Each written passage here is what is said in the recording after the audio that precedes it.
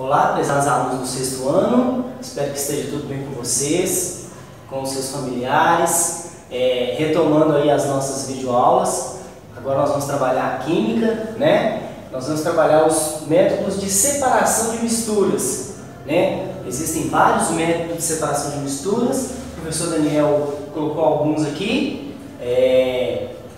Alguns desses métodos nós conhecemos do nosso dia a dia, a gente faz em casa, né? O papai, a mamãe e a vovó fazem em casa. Outros são feitos apenas em grandes indústrias, em grande escala, né? Vamos começar aqui pela filtração.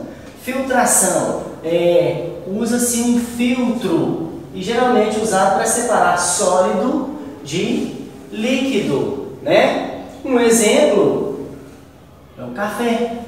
Muitas pessoas colocam a água, o açúcar e o pó de café junto lá no canecão para ferver, lá na chaleira para ferver, né? Para fazer o café. O que acontece? O café não vai se dissolver totalmente na água. Então tem que usar o filtro, tem que usar o coador de café para filtrar o café que a gente bebe, né?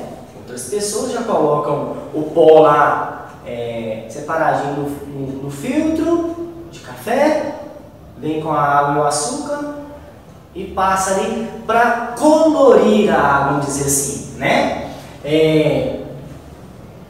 O professor colocou aqui o sal marinho, porque existe o sal marinho é produzido através da filtração. Bem, o sal marinho, nós vamos ver que existem três processos que são usados na produção do sal marinho, tá? Então, à medida que a gente for falando deles, o professor volta aqui na questão do sal marinho, ok? Um outro processo que a gente conhece bem é a catação, né? Vamos fazer o feijão, tem que catar o feijão, tem que separar os feijões das pedrinhas que vem lá no pacote de feijão, né? Quantas vezes nós brincamos aqui na escola, na nossa festa junina? Ô professor, não lembra não, professor, esse ano não vai ter festa junina não. Estamos juntos, gente, estamos juntos, vai dar certo. Vai dar certo, fique em casa, se proteja que tudo vai dar certo. Vamos brincar ali na nossa gincana, separar o feijão do milho, né? Dois sólidos. Catação geralmente usada para separar dois sólidos, né? Peneiração. O uso de uma peneira. O uso de alguma coisa que vai separar dois sólidos. Pedaços maiores de pedaços menores, né? O professor colocou aqui a farinha de trigo. Quantas vezes a vovó foi preparar um bolo e a gente viu a vovó pegando a farinha de trigo e peneirando a farinha de trigo. Para quê? Para usar só aquela parte mais fininha da farinha de trigo, né? Então, um método bastante usado aí também. Geralmente usado para separar sólidos, mas também pode ser usado para separar sólido de líquido, ok? O professor Daniel mesmo, quando ele faz o almoço dele lá, né, depois que ele frita lá aqueles nuggets, né, fica aqueles farelinhos do nugget na gordura, né, o que o professor faz? Ele pega uma peneira, passa o óleo com aquela borra na peneira e filtra, né? Vai sair o óleo que o professor Daniel pode reaproveitar, né, de uma outra forma depois. Bem, a decantação. Decantação tem a ver com diferença de densidade, né? Um exemplo assim que não é muito prático para nós, mas é muito visível para nós, é água e óleo. Se você colocar água e óleo numa vasilha e misturar, você tem que deixar aquilo em repouso, você tem que deixar aquilo decantar. Para quê? Para quem? Pela densidade, pela diferença de densidade, a água desça e o óleo suba, né? Geralmente, por que o professor colocou aqui, então, entre líquido e sólido? É mais usado entre líquido e sólido, mas pode ser entre dois líquidos também, né? Por que o professor Daniel colocou entre líquido e sólido? Imagina uma água bem barrenta.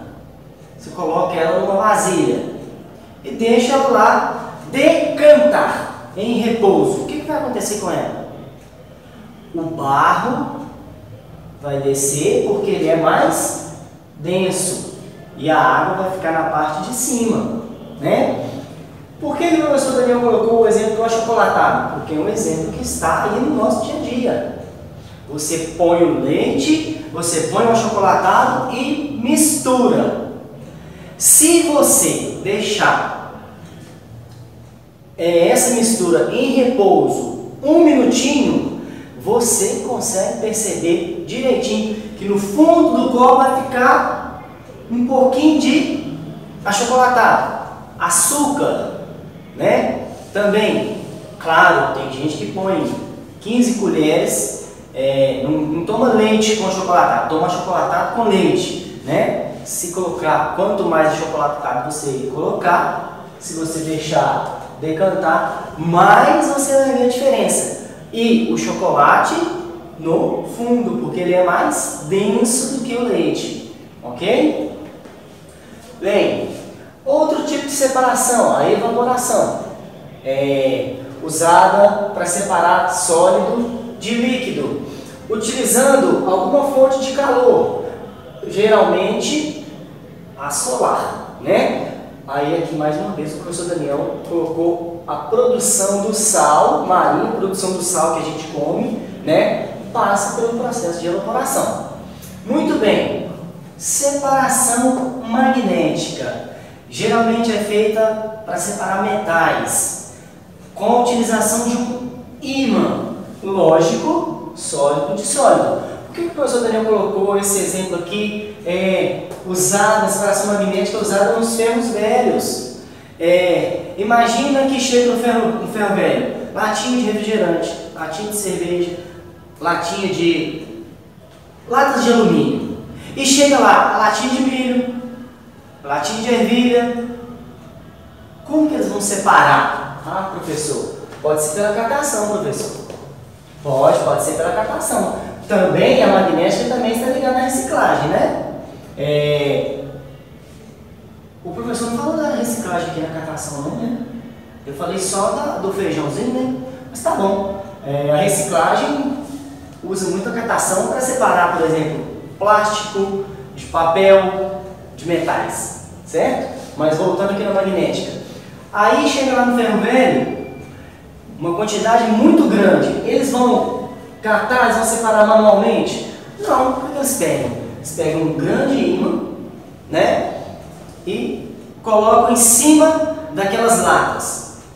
As que são de ferro vão grudar no ímã, vão ser atraídas pelo ímã. As que são de alumínio não vão ser. Então é um processo que o pessoal aí usa para separar os metais.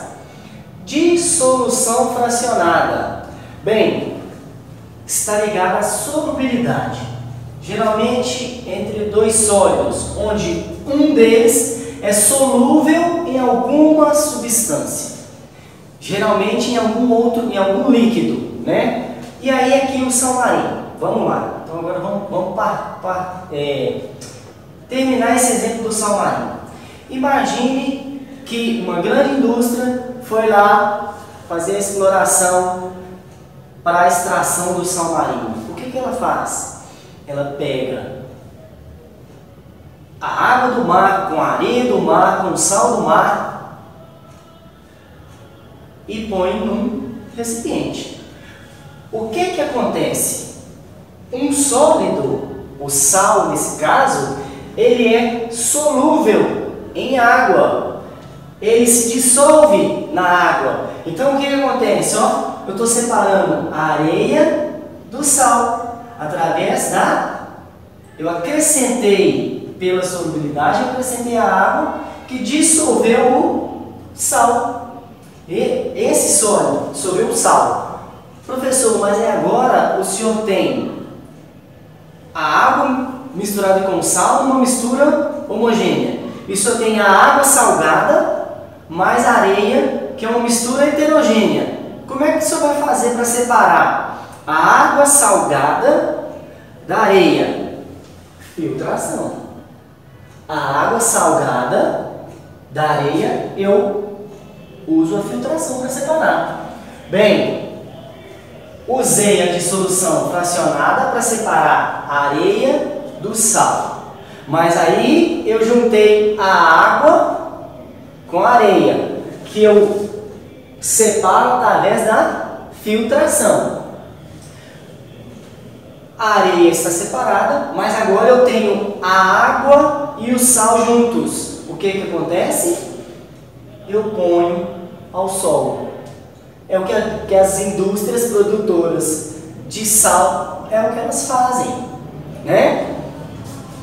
Usam a dissolução fracionada para separar a areia do sal, usam a filtração para separar a água salgada da areia e usam a evaporação para separar a água do sal. A água vai evaporar, vai sobrar só o sal sólido.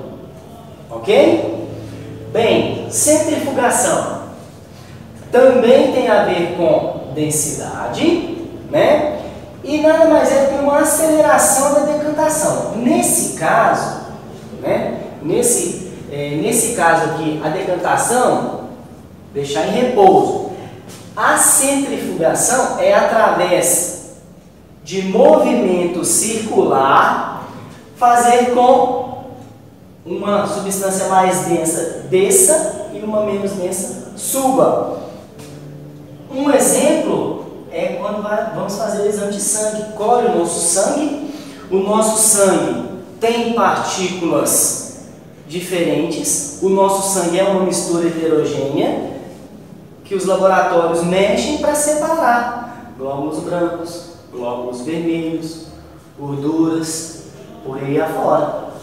Certo? Então, a centrifugação. Professor, a máquina de roupa tem lá o programa dela lá de centrifugar. Funciona assim? Funciona. Nesse caso, a centrifugação aqui, na máquina de lavar, vai separar a água da roupa, tá? Através do giro, né? A roupa é mais densa, vai descer. Pode olhar que depois que acaba o processo de centrifugação, a roupa está lá embaixo na máquina ou nas paredes da máquina, assim, praticamente seca, né? Bem, para terminar, destilação simples, que tem a ver com o ponto de ebulição, geralmente usado para separar dois líquidos, né? Dois líquidos que nós não conseguimos diferenciar. Mistura homogênea, água e álcool, por exemplo. Água e álcool. Não sei se ali tem o que é água, o que é álcool ali, é uma coisa só, né? Porém, o ponto de ebulição da água é de 100 graus. O ponto de ebulição do álcool é aproximadamente 78. 78,5, 78,6, alguma coisa assim.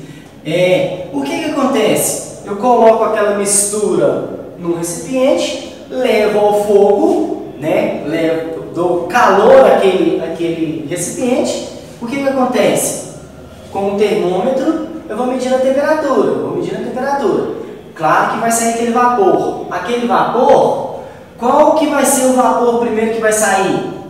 O do álcool, certo? Então, por exemplo, quando aquela mistura atingir 80 graus, o que nós teremos no recipiente? Apenas água. Por quê? Porque a 80 graus todo o álcool já se evaporou. Então, a 90 graus também também só teremos água. Pela diferença do ponto de ebulição, nós conseguimos separar a água do álcool. Certo? Bem, é isso. Processo de separação de misturas. Tem mais alguns aí que vocês vão estudar mais à frente. Um abraço, até a próxima.